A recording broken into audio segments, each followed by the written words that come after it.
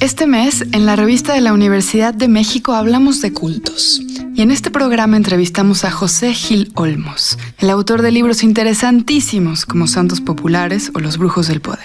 Gil Olmos nunca se imaginó terminar escribiendo sobre esoterismos, pero investigando a presidentes, por ejemplo, se encontró con ritos particulares no tradicionales. En el camino como reportero voy recogiendo historias.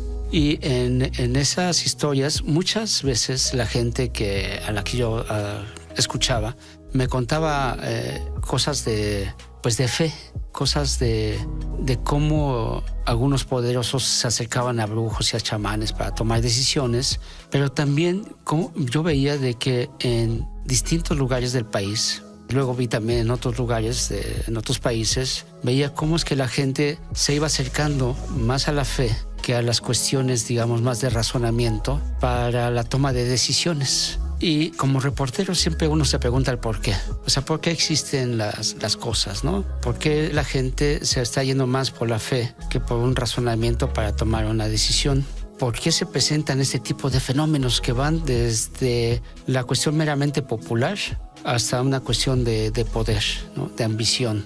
Y me encontré en el camino una multiplicidad de historias que precisamente describen, creo que uno de los fenómenos más importantes y más interesantes, que creo que se parece mucho al final del siglo XIX y principio del siglo XX, cuando se da la revolución. Hay una serie de santos populares que van surgiendo en distintos lugares del país, muchas veces más en el norte que en el sur. Pero ahora que estamos también en el arranque, o ya estamos en la segunda década del siglo XXI, nuevamente en una crisis que se nos está presentando, una vez más veo estos santos populares. Un santo popular realmente no busca el reconocimiento, en este caso de la Iglesia Católica y mucho menos del gobierno. Les da lo mismo, a la gente le da lo mismo. Lo que la gente busca en este santo popular pues es seguridad, confianza y sobre todo creo es encontrar un alivio a pues toda esta situación de inestabilidad, de violencia, de inseguridad. Entonces vemos cómo es que si en la revolución fue la niña de Santa Cabora, fue ya un poco después, pero fue Juan Soldado, que es el santo de los migrantes. Jesús Malverde, de hecho, viene desde entonces, desde principios del siglo XX, no es actual. Jesús Malverde viene desde 1920 aproximadamente.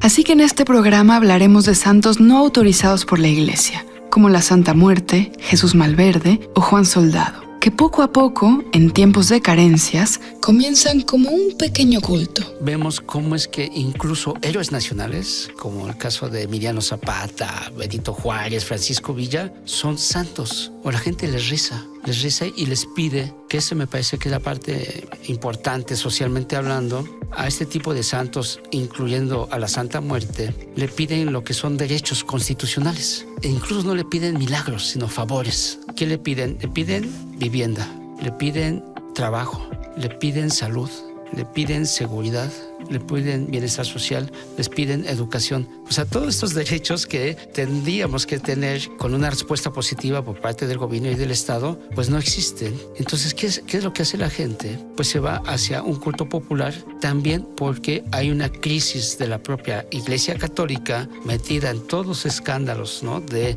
pederastia, de drogas y de lavado de dinero, etcétera. Entonces la gente ya no tiene esta misma confianza como para poderle acercarse a estos santos, y sobre todo que la gente busca un contacto más directo, no a través de una iglesia, no a través de un templo, no a través de un ministro, no a través de toda una estructura burocrática, ¿no? Sino que le habla directamente a este santo popular y le pide esto que es un derecho, ¿no? Entonces creo que la crisis en la que estamos viviendo actualmente en México y en otros países está generando precisamente esta, digamos, explosión, por así decirlo, de creencias en santos populares. ¿Por qué será que tras decepcionarse de los santos oficiales de la Iglesia, las personas crean santos populares? ¿Por qué se sigue por el camino de la fe? ¿Por qué no es la misma fe la que entra en crisis? Ante una falta de respuestas por parte de instituciones, por parte de autoridades, frente a una crisis incluso de líderes sociales, de caudillos que siempre andamos buscando, ¿no? Que nos resuelvan la vida, no los hay. Entonces hay un vacío en esta parte, en la parte de representación popular, vamos a decirlo, ¿no? O sea, hay un gran y enorme vacío, hay una desconfianza en partidos políticos, en gobierno, en representación de autoridades, en instituciones. Entonces, frente a este vacío, es que la gente busca más en la fe.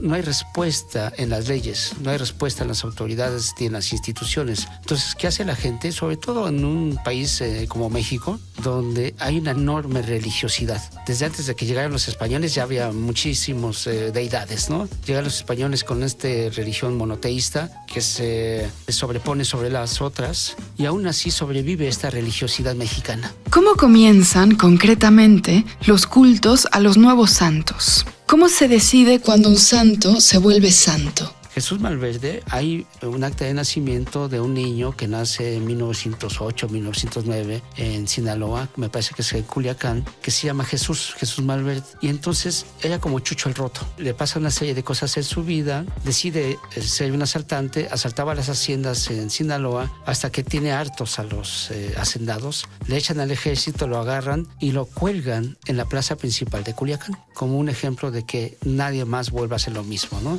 Pero como la gente tenía mucha empatía porque les ayudaba, pues donde colgaron el cuerpo y los restos caían, comenzaron a poner piedritas para tapar el cuerpo. Es como el principio de la religiosidad, ¿no? Ponen unas piedritas, alguien le pone una vela, alguien le pone una cruz, alguien le reza y milagro. En 1976 no existía todavía una figura de Malverde. Ya hay un culto popular en Sinaloa, ya era conocido y reconocido. ¿Quiénes le rezaban? Pues los que más necesitaban. El campesino pobre que se dedica mejor al cultivo de marihuana o amapola. ¿Y qué le pedía? Que lo protegiera de los otros grupos o de la policía o del ejército, ¿no? No le podía pedir eso a la Virgen de Guadalupe ni a Jesucristo, ¿no? Sino a un santo más cercano. En el 76 a un señor, Leónidas se llama, lo asaltan en su taxi, le meten 5 balazos, él reza a Malverde para que se salva.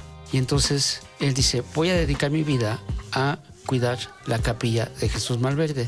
La primera capilla estaba en la plaza principal de Culiacán. Cuando la iglesia y el gobierno se dan cuenta de que se estaba generando todo este fenómeno, deciden tumbarla. Y ahí ponen el Palacio Municipal, el Palacio de Gobierno. Como el Palacio Nacional aquí en la vieja Tenochtitlán, exactamente lo mismo, ¿no?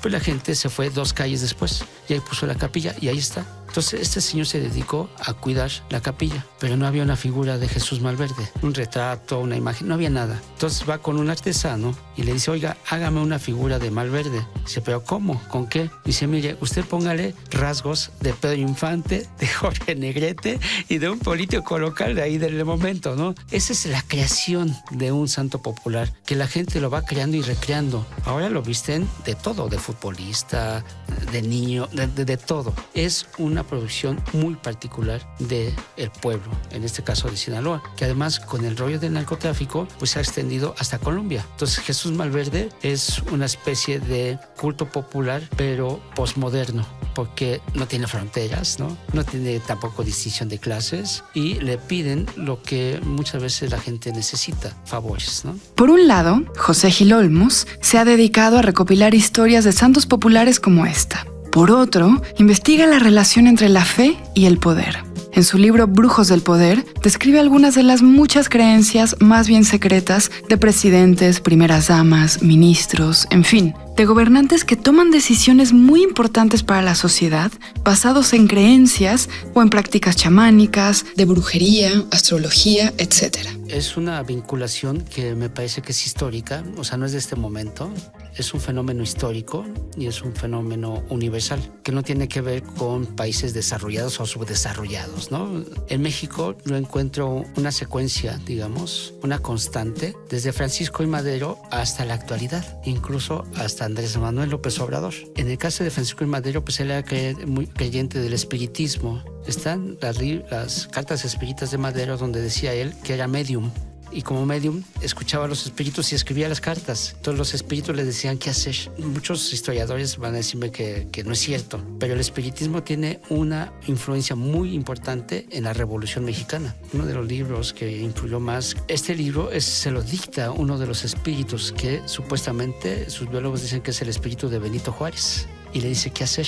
Entonces vemos cómo después, cuando ya es presidente, muchas de sus creencias las aplica en acciones de gobierno. Pero es una constante que va desde Madero. Casi todos los priistas durante su gobierno tuvieron también mucha influencia de espíritus, pero también de chamanes y de brujos, ¿no? Podemos decir, bueno, igual eran gente que no creían, bueno, que no estaba muy preparada. Pues Carlos Salinas de Gortari, egresado de Harvard, ¿no? El doctor, ¿no? Salinas, él también, junto con José María Córdoba, hicieron uso de brujos para que Salinas fuera candidato cuando gobernaba Miguel de la Madrid. Marta Sagún, la esposa de Vicente Fox, que fue la tesorera de los legionarios de Cristo, muy católica, pues le encantaba la brujería. Tenía su brujo de cabecera. Cuando ellos son de gobierno, Marta Sagún le abre las puertas de los pinos, y en el jardín, los jardines de los pinos, este brujo, que era un santero, hacía sus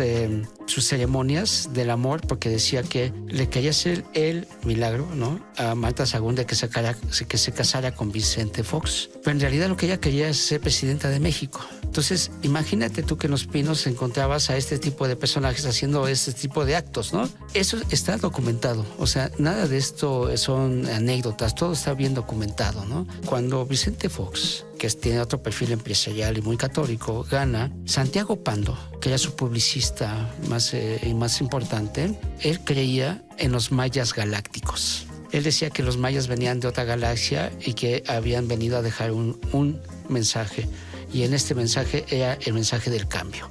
Cuando Vicente Fox hace aquella celebración, primero en el Ángel y después en el Zócalo hace una serie de rituales de los mayas galácticos diciendo que Vicente Fox era el cambio. O sea, nuevamente vemos todo esto. Con Andrés Manuel, yo lo que encontré fue que en Catemaco, el lugar de los brujos en México, hay una viejita que se llama Isabel Aguirre. Ella es la bruja de la izquierda mexicana. En su casa tiene las fotos de Cuauhtémoc Cárdenas, de Porfirio Muñoz Ledo y de Andrés Manuel. Cuando Andrés Manuel va en una de sus primeras campañas, pasa por Catemaco, doña Isabel le hace todo un trabajo de limpieza de los espíritus. Cuando la veo y veo las fotos y le pregunto, y me dijo, sí, Andrés, yo le hice un trabajo, pero también se lo hice Cuauhtémoc Cárdenas. O sea, la izquierda mexicana también tiene sus brujos blancos, sus brujas, ¿no? Es una serie de historias que no es otra cosa más que retratan parte importante de este perfil religioso, de este perfil de creencias que tenemos en México y que, quieras o no, o sea, querramos o no, tienen una incidencia y una influencia muy importante en el desarrollo del país, en el progreso, en todo. Llegamos al fin del programa. Para leer más sobre cultos, les recomendamos los siguientes artículos. Brevísimo recorrido por algunos cultos mexicanos de Alejandro Andrade Pease y el poema Creo de Elisa Díaz Castelló. Ambos textos se encuentran en el número de este mes de la revista de la Universidad de México. Consúltenla en nuestro sitio web www.revistadelauniversidad.mx. En Twitter y en Facebook nos encuentran como @revista_UNAM y escríbanos sobre este programa a @shubidubi. Gracias a Yael Báez, a Miguel Alvarado y a Andrea González. Yo soy Elvis Liceaga. Hasta pronto. Este programa es una coproducción de la Revista de la Universidad de México y Radio UNAM. En el papel, en la pantalla, en las ondas y en la web. La Revista de la Universidad abre el diálogo. Radio UNAM. Experiencia sonora.